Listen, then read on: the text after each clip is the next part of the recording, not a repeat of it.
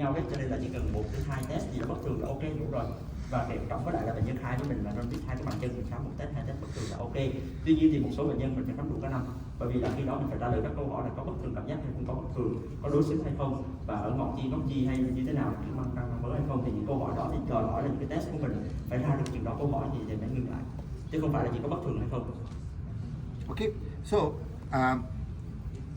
if everything, power is normal, sensation is normal, okay, but the patient says he's weak, remember that it could be a second order or a third order problem, because you know, whenever a patient has a problem with any motor function, it can be a first order problem, meaning weakness or numbness, or it could be a second order problem where there's a level of coordination is a problem, like cerebellar dysfunction or spasticity or myelopathy.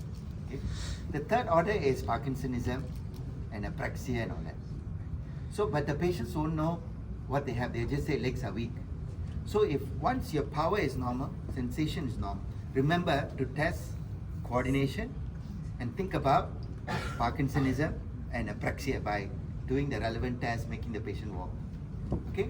But if it's very, very weak, very, very numb, then you have enough answers, right, to explain why the patient can't walk. Nếu bệnh nhân than với mình là tê yếu quá nhưng mình khám cảm giác bình thường, cơ lực bình thường, thì khi đó mình phải cẩn thận với các cái tổn thương ở vị trí khác. Cụ thể đó là ở neuron thứ hai, cảm giác thì nó nói về cảm giác đó là coordination, tức là phối hợp các động tác với nhau, hoặc là do tổn thương tiểu não. Thì trong trường hợp tiếp theo nữa đó là có thể là Parkinsonism hoặc là apraxia, tức là mất thực dụng các cái động tác. Thì khi đó thì ngoài cái việc mà mình khám với bệnh nhân như vậy nữa, thì mình sẽ khám thêm các cái bài test tiếp theo để đánh giá những cái thứ mà thầy vừa nói. Tức là nếu mà khám cảm giác cơ lực bình thường thì mình sẽ khám là phối hợp động tác tiếp theo. Okay, no questions? Ai có hỏi gì không? Mọi người cứ hỏi thoải mái. Yes. When should we move on with the cortical sensation test? Okay, so again the same question, right? If the person is saying numb, right, and your sensory exam is normal, then you have to ask yourself, is it a second or higher order sensory loss? So that's when you will have to test for astereognosis. You know, take the coins from your pocket, and without looking at it, is it 20 cents, 30 cents, 40 cents, right? Yeah. So those, yeah. But if you're already numb from, let's say you have carpal tunnel syndrome, right? You can't test this, Yes. right? So that's why we often go by the hierarchy. We often must check the first order first, and then if it's all normal and the patient still complains, then you test for apraxias, agnosias. Okay, apraxia means your basic function is normal, but you cannot do a certain function. Gait apraxia, construction apraxia. Agnosia means your basic sensation is normal, but you don't have knowledge because your higher function is not working. Ý thầy nói là nếu mà mình khám một cái bệnh nhân bị tê, bệnh nhân than tê rồi mình khám bất thường thì thôi stop. Còn nếu bệnh nhân không than tê gì hết, mình khám bình thường nhưng bệnh nhân vẫn than phiền với mình khá là nhiều, thì khi đó thì mình sẽ khám các cái chức năng cao cấp hơn, chẳng hạn như là mình cho bệnh nhân bỏ tay vào trong cái túi để sờ xem cái đồng xu đó là đồng nào, ví dụ đồng 1.000, 2.000, 5.000 gì đó, cho bệnh nhân có nhận ra không. Thì đó chính là các cái chức năng cao cấp hơn của cảm giác, tức là mình nhận diện ra cái đồ vật đó. Thì cái thứ hai thì nói là có thể là apraxia hoặc là agnosia, tức là agnosia thì mình sờ thấy đó, nhưng mà mình không có dùng các chức năng cao cấp để nhận ra nó là cái gì. Nó là cái gì, chứ mình sờ cảm giác sờ thô, sờ nông các thứ thì nãy giờ mình khám nó bình thường, nhưng mà khi mà cảm giác cao cấp hơn thì mình không nhận ra được. Okay, so now, any other questions? One more. Sure, sure. So if there is selectivity in the modality impairment Sure. in the sensory system, is it more sensitive of the myelopathy rather Sure. than neuropathy? Correct, yes. You're right. So if let's say the person has severe vibration sense, position sense loss, but very normal pain, you know, then you can suspect maybe myelopathy. But you know, in practice I find that most times it's mixed, right? Most times it's mixed. So although in the textbooks they say you must test this, you must test that, I often find not so useful. So I don't work so hard. I just use any of the 5. Because some patients are very good at vibrations, they will tell you. Some patients, I give you the answer better with pinprick.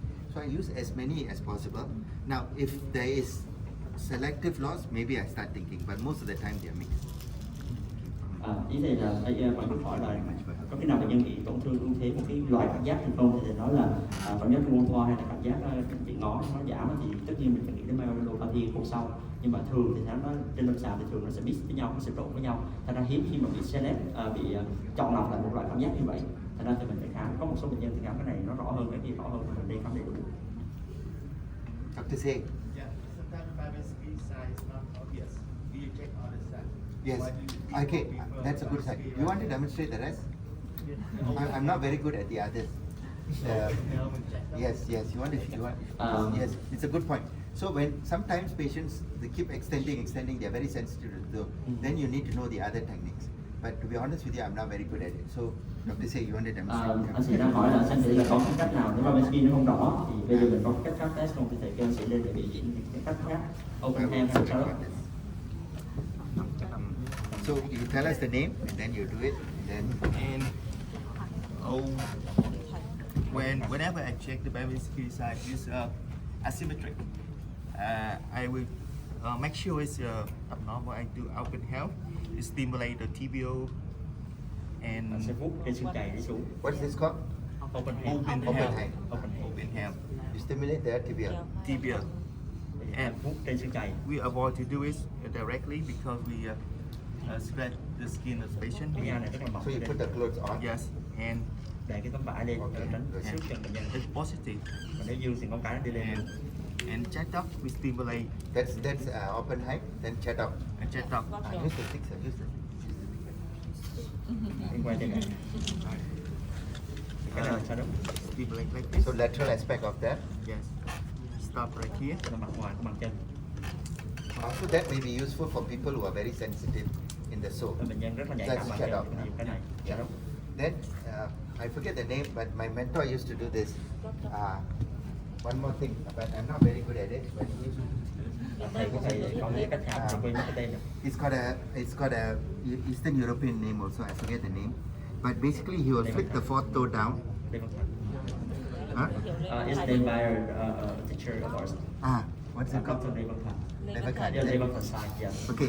So what he does is he pulls the toe down and then he let go, and then the toe will go up.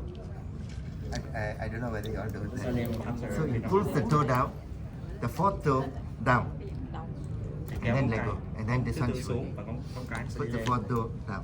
Kéo con thứ tư xuống và con cái đi See lên. whether it goes up. Giống của thầy Lê Văn Thành. Okay. So these are the other methods. Thank you. Đẩy con chân thứ tư xuống. Okay. So question. Question. You have any question? Don't be shy. Okay. So now we take the coffee and come to the table.